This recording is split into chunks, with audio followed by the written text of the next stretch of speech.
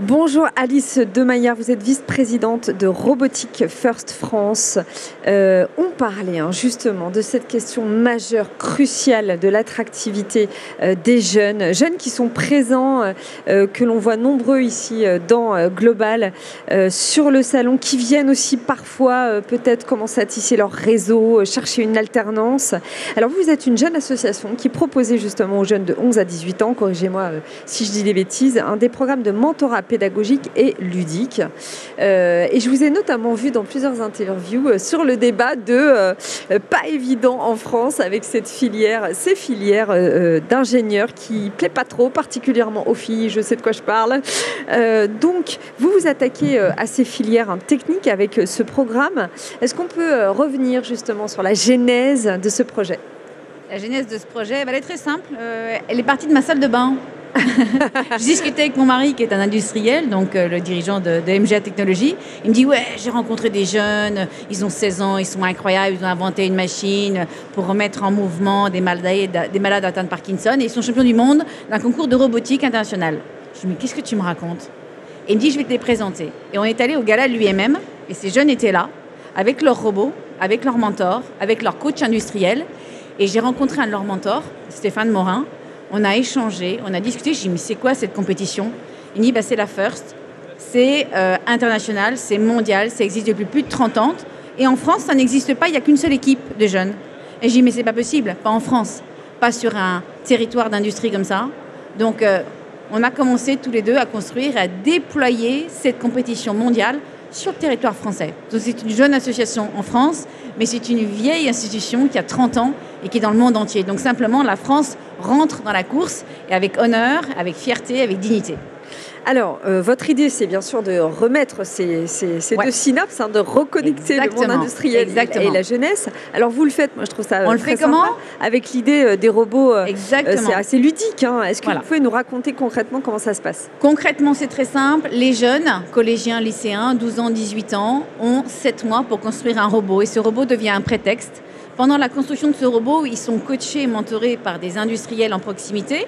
On reconnecte un territoire avec un établissement scolaire et par des élèves d'école d'ingénieurs. Donc on reconnecte des formations avec des industriels et avec des formations infrabac.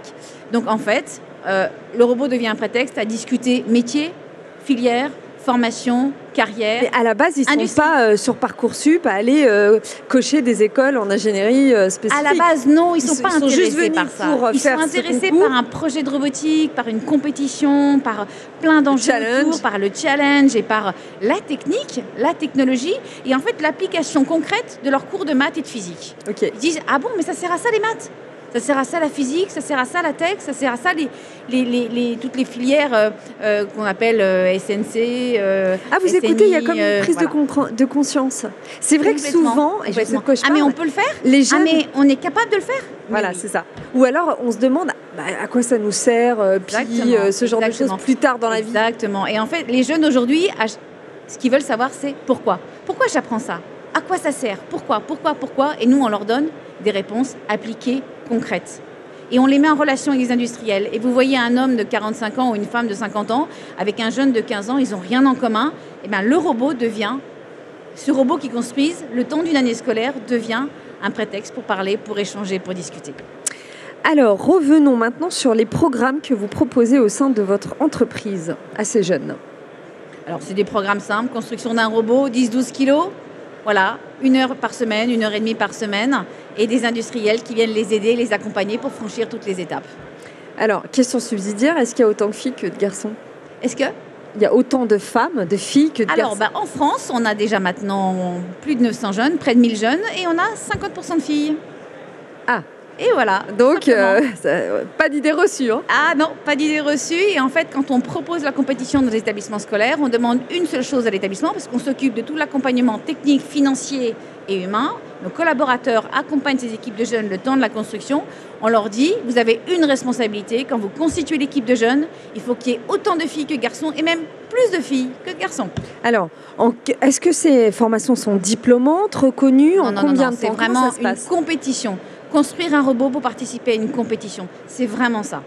C'est ludique, mais il y a un vrai but, c'est reconnecter des jeunes avec des filières, des carrières, des métiers. Du coup, après, ils repartent dans le cursus. Après, dans Parcoursup, ils ont ensuite envie de s'intéresser à des parcours d'ingénierie, à des parcours techniques, à des parcours technologiques. Voilà.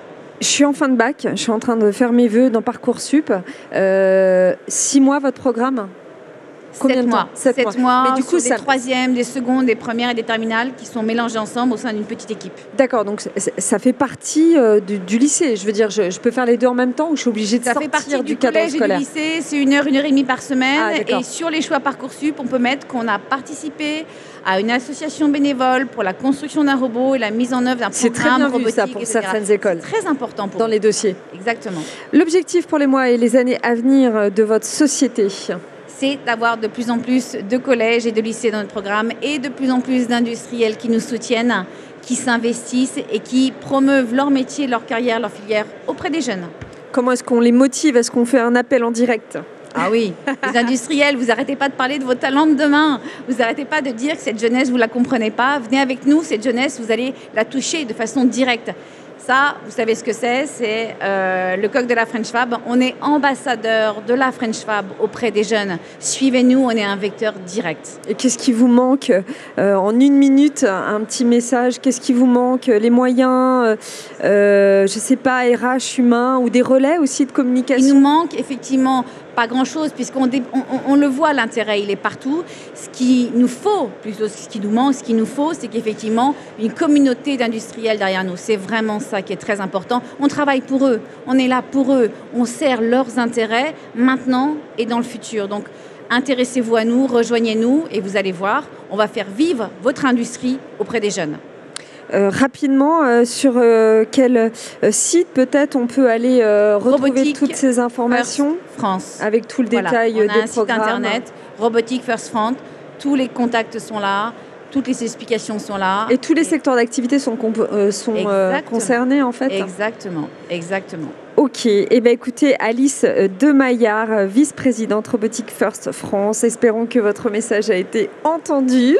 Merci. Que ce soit pour les industries et puis aussi pour les jeunes. Merci à vous d'avoir répondu présent à notre invitation et nous avoir raconté cette histoire de robot sur notre plateau de Tech & Co.